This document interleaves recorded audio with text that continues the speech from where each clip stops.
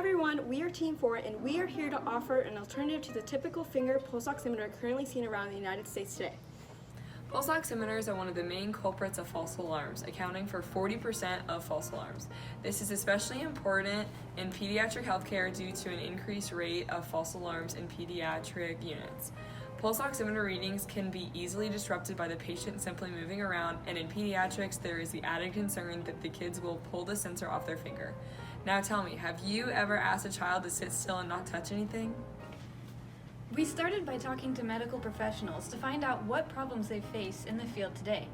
One of the top complaints was the frequent false alarms that go off in hospital inpatient care, causing alarm fatigue in the doctors and nurses on duty.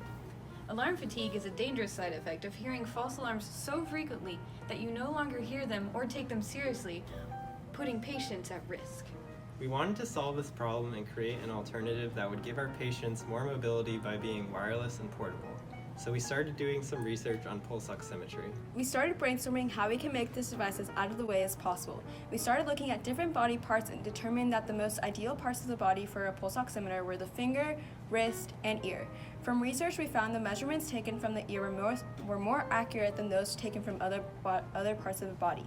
The ear has the added benefit of being out of the way and less prone to interruption in readings due to patient movement. We made several prototypes that were meant to be placed on the finger, ear, or the wrist. Throughout the process, we obtained user feedback on the material, the shape, and the feel of our device. Our team also tested the accuracy of sensors and the frictional coefficients required to keep the device secure. From testing, we found that the ear infringed the least on the patient's movement, so we continued our product development with an ear clip. To ensure security and comfort, we combined several different prototypes that rate high in those areas to end up with an optimal final design. We also learned that a wireless device would be feasible in terms of cost, portability, and reliability. We have redesigned the pulse oximeter for the pediatric department in hospitals to be out of the way, portable, well-fitting, and reliable. It is designed to be used for pediatric patients with respiratory diseases to continuously measure blood oxygen levels and transmit that information to a hospital monitor. The design is wireless and is attached on the ear. This increases patient mobility and comfort while still being reliable and secure on the ear. In the US, there are over 3 million children hospitalized each year, with 438,000 of them having a major diagnostic category of respiratory system, which is our main target patient. The American pulse oximetry market was $700 million in 2015 and is projected to continue to grow in the future. There are 931,000 hospital beds in the US, with about 30,000 of those being pediatric beds. Generally, each bed is equipped with a pulse oximeter. Within 1 year, we plan on capturing 5% of the market of pediatric beds and 1% of all other hospital beds. This would be about 11,000 pulse oximeters, which, if we sell them at $250 a piece, which is the same price as our competitors' products, and each device taking about $30 to manufacture, we would have a total profit of $2.4 million. Within 5 years, we'd hope to capture 20% of the pediatric bed market and 5% of all other beds, which gives us a market size of 11.6 million. And finally, within 20 years, our goal is to capture 50% of all pediatric beds and 25% of all other beds, which gives us a final serviceable, obtainable market of $54 million.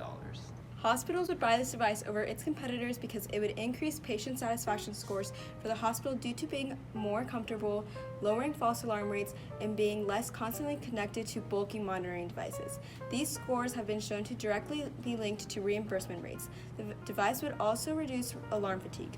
This would increase efficiency and reduce stress on nurses, allowing them to cover more beds and saving the hospital in personal costs. FDA classifies this device as a Class 2. This pulse oximeter is a non-invasive device. It poses minimal risk to the patient and does not sustain life. With a Class 2 device, we would submit a 510(k). A predicate device would be another hospital-approved pulse oximeter, such as this one, a Masimo E1 pulse oximetry sensor.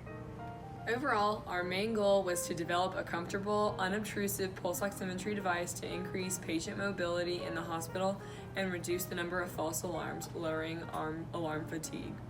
This device would be affordable and able to be used by many patients in a hospital so as to reduce waste. For more accurate readings, the device should be moved less overall, so it is ideal to attach the device to a non-moving body part such as the ear. Our device would increase patient comfort and mobility as well as decrease alarm fatigue. In the near future, we imagine this device could help chronically ill children lead happier, more free childhood without being confined to the hospital while still having constant monitoring that they need to ensure a good health.